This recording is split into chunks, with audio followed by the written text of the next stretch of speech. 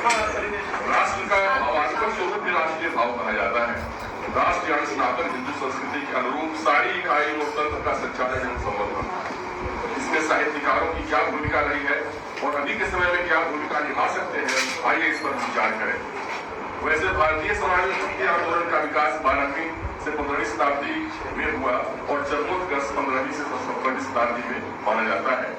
यहाँ दोनों सनातन के पूर्व जागरण और कई भूमि पड़ गए राष्ट्रीय अवधारणा को पुनर्जीवित करने और सशक्त बनाने का था। उस समय तुलसीदास ने राम के चरित्र को नए रूप में गढ़कर राष्ट्रीय भाव जागरण का ही कार्य किया। हम उस परिस्थिति के बारे में सोचें जिसमें तुलसीदास रह रहे थे। आचार्य हजारी साहब द्विवेदी कहते हैं, जिस युग में इनका जन्म हुआ था उस युग के समाज के सामने कोई ऊंचा आदर्श नहीं था। सारा देश उस श्रृंखल पर विच्छिन्न, आदर्शहीन और बिना लक्ष्य का हो रहा था। एक ऐसे आदमी की आवश्यकता थी जो इन परस्पर विच्छिन्न और दूर विभ्रष्ट टुकड़ों को मूल सूत्र में स्थापित कर सके। महाकवि तुलसीदास ने उस युग में राम के चरित्र की स्थापना इन्हीं कारणों से व्यतीत होकर की होगी। तुलसीदास ने राजा से प्राप्त इस्लामी आक्रांताओं की प्रबल धारा को सीमित और शमित करने के लिए श्री राम के अलौकिक चरित्र को लोक के धरातल पर युगीन वंजना के साथ चित्रित किया कि यह जन्म जन के मानस में उतर कर राष्ट्र के परिष्कार की भावभूमि तैयार कर सका। उस समय चंद्रवरदाई, बाद में भूषण ने राष्ट्रीय नायकों के चरित्र को उजागर कर राष्ट्रीय भावभूमि तैयार की। इंद्रजीवी जब पर बारह उसमों पर राम से राज है और भूषण वितुल पर तेज तप अंश पर कांजलि अंश पर ज्यो मलेश वंश पर शेर शिवराज है। पश्चिम बंगाल में तब के बंगाल में भक्ति आंदोलन के साथ ही राष्ट्रीय आंदोलन का यज्ञ चल रहा था। वंदे मातरम, एकला चलो रे आदि रचनाएं उसी की कड़ी थी। दक्षिण में सुब्रमण्यम भारती अलग जगा रहे थे। उनकी कविता भारत का जाप करो की कुछ पंक्तियां सुने।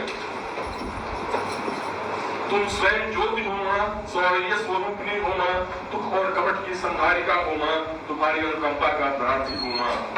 श्याम नारायण पांडे, मैथिली शरण गुप्त और माखनलाल चतुर्वेदी, निराला जैसे प्रसाद आदि तमाम कवियों ने उसने अलग जगाने का कार्य किया, राष्ट्रीय भाव बोध का प्रसारण किया। श्याम नारायण पांडे ने महाराणा प्रताप के सौज और उनके घोड़े चेतक को प्रतीक बनाकर राष्ट्रीय भाव जागरण को गति दी। जो तनिक हवा से बाग लेकर सवार उड़ जाता था, राणा की पुतली गिरी नहीं तब तक चेतक उड़ जाता था। कौशल दिखलाया चालों में, उड़ गया भयानक भालों में, निर्भीक गया बैठालों में, सरपट दौड़ा कर वालों में। और राष्ट्र कवि दिनकर करते हैं, तुमने दिया देश को जीवन, देश में क्या देगा, अपनी आग जगाने को नाम तुम्हारा लेगा। देश की मिट्टी का वृक्ष गांठ जरूर होगा जब तैयार, खिलेंगे अंगारों में फूल, फलेगी डालों में तलवार। और मेरे रघुपति मेरे विशाल उन्होंने कहा था, किन द्रौपदियों के बाल खुले, किन किन कन्यों का हृदय चित्तौड़ यहाँ, कितने दिन ज्वाल बसंत भरा। और परशुराम की दिशा में उन्होंने कहा, मुख में वेद पेट पढ़कर कर में कठिन खार, सावधान ले रहा प्रसुकर फिर नहीं होता। तो अपने राष्ट्र भाव साधना के लिए पुष्प तैयार कर रहे होते हैं। और आज के समय में साहित्य में राष्ट्रीय भाव लोहित कुंड से निकाल कर फिर उठार ले चलो, जगाओ परशुराम को फरसे की धार ले चलो। छेदन करो सुना प्रशस्त भाव का, काटो सिरों को राहु का, निभाना है मां से दिए वचन, चलो करते हैं रक्त से तर्पण, चलो करते हैं रक्त से दर्शन। और अंतिम कुछ पंक्तियां, सामाजिक समरसता, पर्यावरण के प्रति जागरूकता, कुटुंब प्रबोधन, स्वदेशी भाव जागरण तथा नागरिक कर्तव्यों के प्रति पूर्ण समर्पण जैसे उपायों से राष्ट्र को सशक्त एवं सुदृढ़ किया जाना आवश्यक है।